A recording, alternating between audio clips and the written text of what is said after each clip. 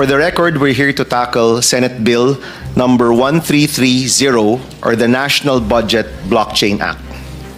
An act mandating the establishment and implementation of a national budget blockchain system to enhance transparency, accountability, and public participation in the Philippine budget process, or the Philippine National Budget Blockchain Act. Nung hinain po natin itong bill, nagsisimula pa lang po ang investigasyon laban sa korupsyon sa ating gobyerno. Mula noon, nanawagan tayo sa Senado para sa isang budget process na madaling maintindihan ng karaniwang tao, kung saan pwede makilahok ang bawat Pilipino, mga NGO, mga civil society group, yung taong bayan sa pagbusisi ng mga alokasyon at allotment ng ating annual budget. Nakita ho natin noong rally noong September 21 na ang kabataan ang nauna sa laban para panagutin ang mga sangkot at nakinabang sa korupsyon sa gobyerno.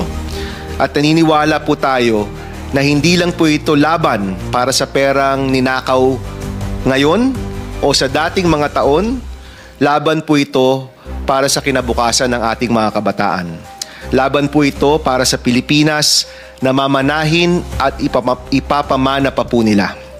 Ngayon po, mas malakas ang panawagan na yon.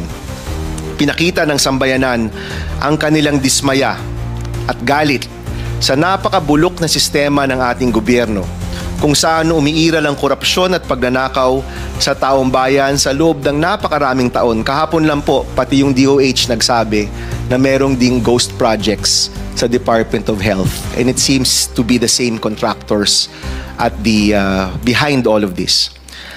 Ang panukalang batas na pag-uusapan po natin ngayong araw na ito ay isang posibleng solusyon na para alam po ng bawat Pilipino kung paano ginagastos ang pera ng bayan.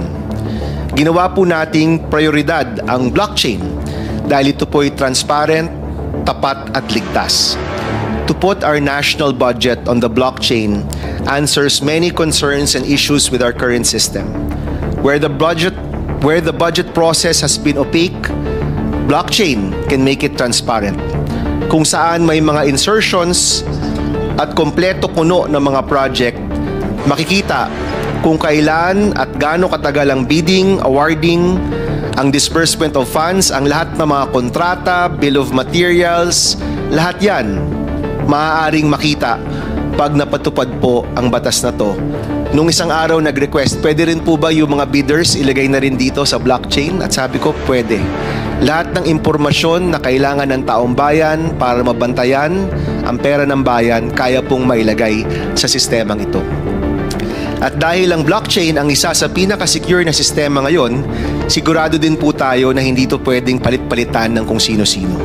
Ibig sabihin po, sa blockchain, ang pera ng bayan mababantayan. Ang paglagay ng budget sa blockchain ay isang paraan kung saan ang bawat piso ng taong bayan mababantayan. Yan po yung hinahanap natin. Alam rin po natin na kapag merong transparency, kapag nakalathala po ito at alam ng tao kung saan napupunta, madali pong makumpara. Kung ano ba ang mga kontratang binibigay ng gobyerno, ano ba ang mga binabayaran ng gobyerno, at kahit sinong mamamayan pwede pong magtanong dito sa proyektong to na kung saan pumapasok ang pinaghirapan nating buwis, saan ba napupunta ang pera ko? Saan ba napupunta ang buwis ko? Saan ba napupunta ang pera ng bayan? Mga kasama, ngayong araw, inaasahan po namin na magkakaisa tayo para sa isang makabuluhang diskusyon ukol po sa paglaban sa korupsyon gamit ang mga makabagong teknolohiya. Sa dulo nitong lahat, sigurado po tayo na iisa lang ang ating layunin. Gamit ang bagong teknolohiya, baguhin ang sistema upang ang pera ng bayan mabantayan.